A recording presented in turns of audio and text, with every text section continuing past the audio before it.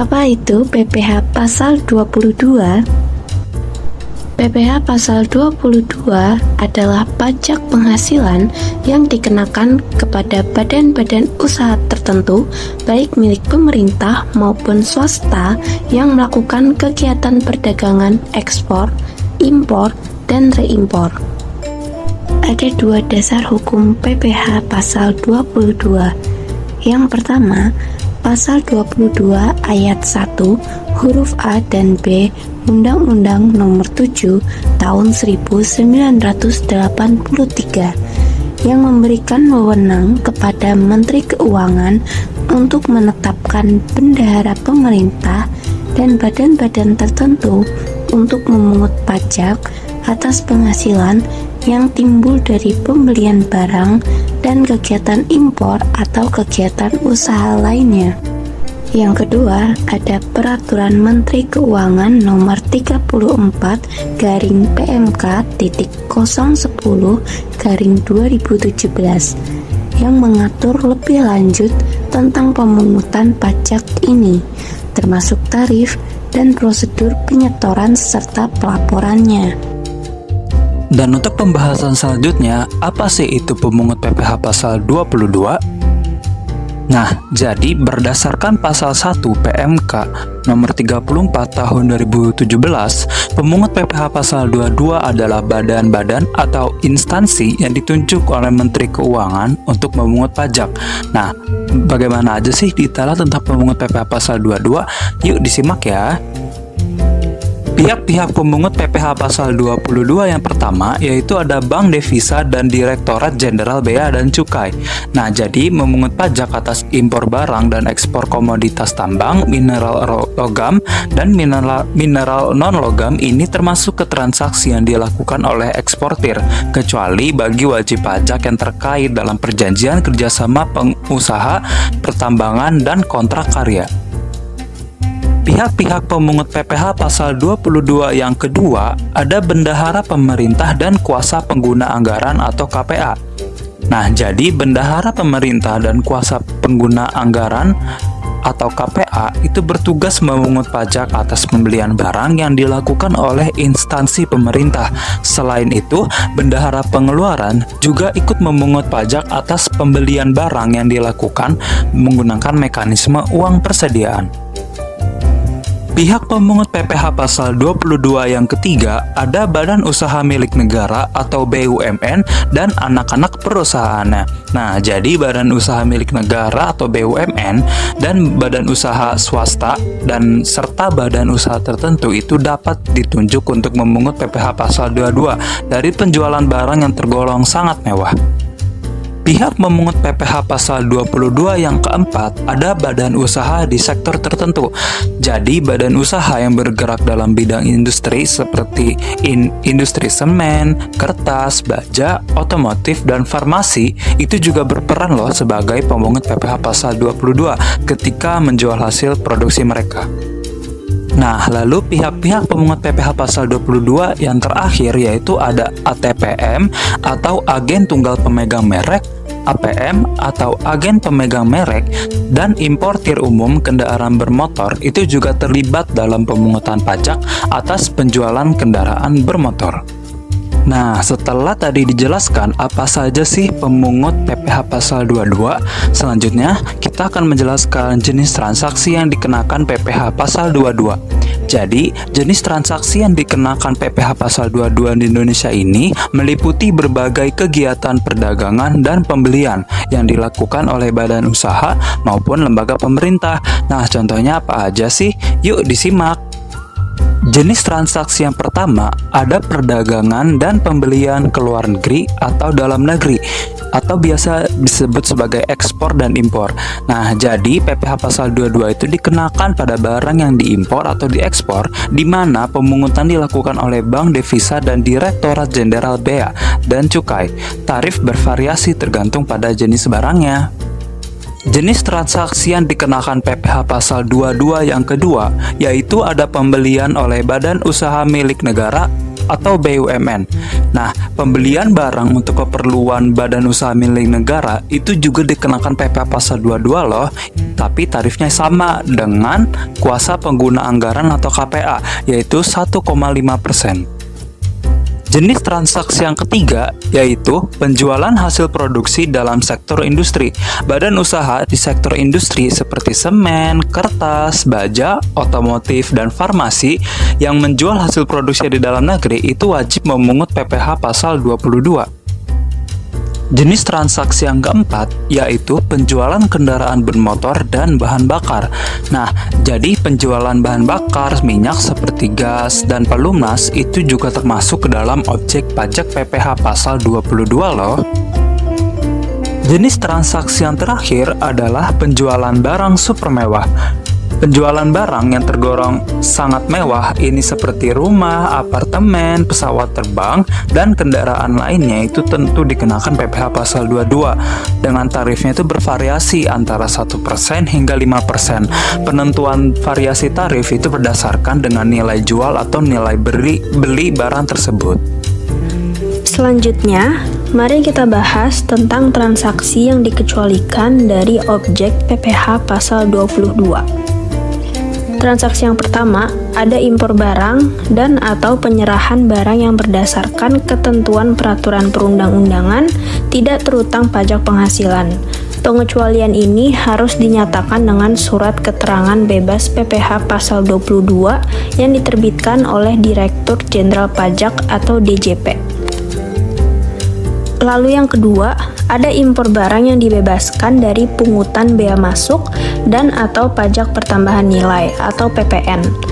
Impor barang yang dibebaskan dari bea masuk diantaranya, yang pertama, impor barang yang dilakukan ke dalam kawasan berikat atau kawasan tanpa bea masuk hingga barang tersebut dikeluarkan untuk impor, ekspor, atau reimpor, dan entrepot produksi untuk tujuan ekspor atau EPTE, yaitu tempat penimbunan barang dagangan karena pengimpornya tidak membayar bea masuk sebagaimana mestinya. Lalu yang kedua, sebagaimana dimaksud dalam pasal 6 dan pasal 7 PP nomor 6 tahun 1969 tentang pembebanan atas impor sebagaimana diubah dan ditambah terakhir dengan PP nomor 26 tahun 1988 Peraturan Pemerintah nomor 2 tahun 1973 adalah berupa kiriman hadiah dan untuk tujuan keilmuan. Lalu, transaksi selanjutnya yang dikecualikan dari objek PPh pasal 22 adalah impor sementara. Impor sementara adalah pemasukan barang impor ke dalam daerah pabean yang benar-benar dimaksudkan untuk diekspor kembali dalam jangka waktu paling lama 3 tahun. Lalu yang selanjutnya, ada impor kembali atau reimpor yang meliputi barang-barang yang telah diekspor kemudian diimpor kembali dalam kualitas yang sama atau barang-barang yang telah diekspor untuk keperluan perbaikan, pengerjaan, dan pengujian yang telah memenuhi syarat yang ditentukan oleh Direktorat Jenderal Bea dan Cukai. Lalu, transaksi yang selanjutnya ada pembayaran yang dilakukan oleh pemungut pajak berkenaan dengan pembayaran oleh bendahara pemerintah atau KPA atau kuasa pengguna anggaran yang jumlahnya paling banyak 2 juta dan tidak merupakan pembayaran yang dipecah-pecah. Lalu kedua, ada pembayaran yang dilakukan oleh pemungut pajak atau BUMN tertentu dan bank BUMN yang jumlahnya paling banyak 10 juta dan tidak merupakan pembayaran yang terpecah-pecah. Lalu yang ketiga, ada pembayaran untuk pembelian bahan bakar minyak, bahan bakar gas, pelumas, benda-benda pos, dan pemakaian air dan listrik. Lalu transaksi selanjutnya, atau yang keenam, ada emas batangan yang akan diproses untuk menghasilkan barang perhiasan dari emas untuk tujuan ekspor. Lalu transaksi yang terakhir atau yang ketujuh, ada pembayaran untuk pembelian barang sehubungan dengan penggunaan dana bantuan operasional sekolah atau BOS. Selanjutnya adalah pengenaan tarif PPh pasal 22. Yang pertama, impor barang. 2,5% dikalikan nilai impor apabila menggunakan API atau angka pengenal importir. 0,5% dikalikan nilai impor apabila API untuk kedelai, gandum, dan tepung terigu. Apabila tanpa menggunakan API dikenakan 7,5% dikalikan nilai impor. Dan apabila barang yang tidak dikuasai dikenakan 7,5% dikalikan harga jual lelang. Yang kedua, yaitu pembelian barang oleh pemerintah. Dikenakan 1,5% dikalikan harga pembelian. Yang ketiga, penjualan bahan bakar minyak dan gas. Dikenakan 0,3% dikalikan penjualan untuk produk seperti premium, solar, minyak tanah, LPG, serta pelumas. Untuk yang keempat, yaitu penjualan hasil produksi dari industri tertentu. Untuk industri semen dikenakan 0,25% dari DPP PPN. Untuk industri kertas dikenakan 0,1% dari DPP PPN. Untuk industri baja dikenakan 0,3% dari DPP PPN. Serta industri otomotif dikenakan 0,45% dari DPP PPN. Untuk tarif yang kelima yaitu penjualan barang yang tergolong sangat mewah, yaitu dikenakan 5% dari harga jual untuk barang-barang seperti berikut. Yang pertama, pesawat udara pribadi dengan harga jual lebih dari 20 miliar rupiah. Yang kedua, kapal pesiar dan sejenisnya dengan harga jual lebih dari 10 miliar rupiah. Yang ketiga, rumah beserta tanahnya dengan harga jual atau harga pengalihannya lebih dari 10 miliar dan luas bangunan lebih dari 500 meter persegi. Keempat, apartemen atau kondominium dan sejenisnya dengan harga jual atau pengalihannya lebih dari 10 miliar rupiah dan atau luas bangunan lebih dari 400 meter persegi. Terakhir, kendaraan bermotor 4, pengangkutan orang kurang dari 10 orang berupa sedan, jeep, SUV, MPV, minibus, dan sejenis dengan harga lebih dari 5 miliar rupiah dengan kapasitas silinder lebih dari 3000 cc. Untuk tarif PPh pasal 22 yang terakhir yaitu adalah tarif Pertamina dan badan usaha lain importir yang bergerak di bidang BBM jenis premix dan gas. Untuk jenis yang pertama yaitu seperti premium, premix, solar, dan super TT dikenakan 0,25% dari pihak Pertamina, sedangkan 0,3% dari pihak swasta. Untuk jenis lainnya seperti minyak tanah, gas LPG, dan pelumas dikenakan 0,3% dari penjualannya. Selanjutnya ada prosedur pemungutan pajak. Pemungutan subjek dan objek PPh pasal 22 atas impor barang serta atas ekspor komoditas tambang seperti batu bara, mineral logam, dan mineral bukan logam dilaksanakan dengan cara penyetoran ke kas negara melalui pos persepsi, bank devisa persepsi, atau bank persepsi yang ditunjukkan oleh Menteri Keuangan. Penyetoran dilakukan oleh importir yang bersangkutan untuk PPh 22 atas impor barang, eksportir yang bersangkutan untuk PPh pasal 22 atas ekspor komoditas tambang, dan oleh Direktorat Jenderal Bea dan Cukai dalam konteks tertentu terkait impor barang. Selanjutnya ada pemungutan subjek dan objek PPh pasal 22 oleh pemungut pajak, baik untuk pembelian barang oleh pemungut pajak seperti bendahara pemerintah, KPA, pejabat penerbit SPM, maupun oleh badan usaha tertentu sebagaimana diatur dalam PMK nomor 34/2017. Dilaksanakan dengan metode penyetoran ke kas negara melalui pos persepsi, bank devisa persepsi, atau bank persepsi yang ditunjukkan oleh Menteri Keuangan. Penyetoran ini dilakukan dengan menggunakan surat setoran pajak yang telah diisi atas nama rekanan serta ditandatangani oleh pemungut pajak.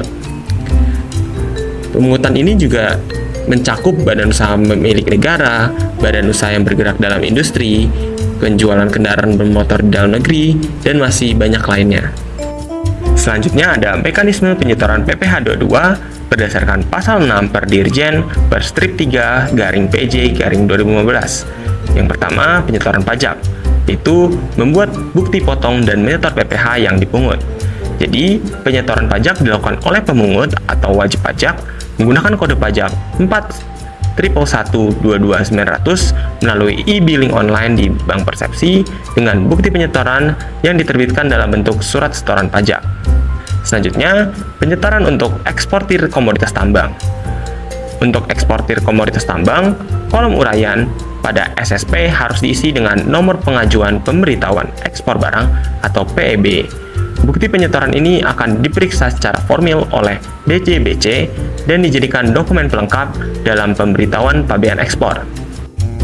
Sementara itu, penyetoran pajak atas penjualan BBM dan gas kepada agen atau penyalur dikenakan PPh pasal 22 yang bersifat final, di mana wajib pajak hanya perlu melampirkan bukti potong pada SPT tahunan. Selanjutnya, mekanisme penyetoran PPh 22, yaitu melalui bukti pemungutan pajak. Pertama, kewajiban pemungut pajak.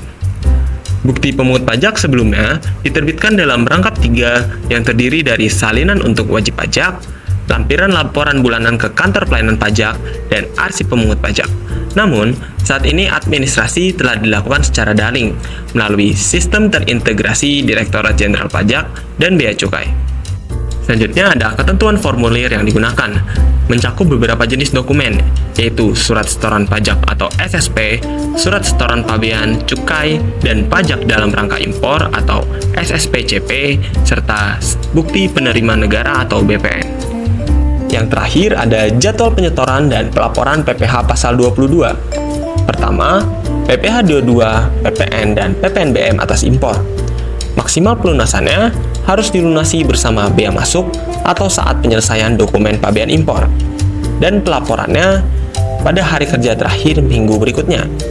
Yang kedua, PPh 22, PPN atau PPNBM yang dipungut oleh Ditjen Bea Cukai. Maksimal pelunasannya yaitu 1 hari kerja setelah pemungutan pajak, dan maksimal pelaporannya yaitu pada hari kerja terakhir minggu berikutnya. Yang ketiga ada PPh 22 dipungut oleh kuasa pengguna anggaran. Maksimal pelunasannya disetor pada hari yang sama dengan pembayaran PKP rekanan pemerintah, dan maksimal pelaporannya pada hari kerja terakhir minggu berikutnya. Yang keempat ada PPh 22 dipungut oleh bendaharawan. Untuk pelunasannya maksimal paling lambat 7 hari setelah pelaksanaan pembayaran atas barang yang dibiayai dari belanja negara atau daerah, dan maksimal pelaporannya paling lambat 14 hari setelah masa pajak berakhir. Dan yang terakhir, PPh 22 dipungut oleh wajib pajak badan tertentu dengan maksimal pelunasan pada tanggal 10 bulan berikutnya setelah masa pajak berakhir, dan maksimal pelaporannya paling lambat 20 hari setelah masa pajak berakhir.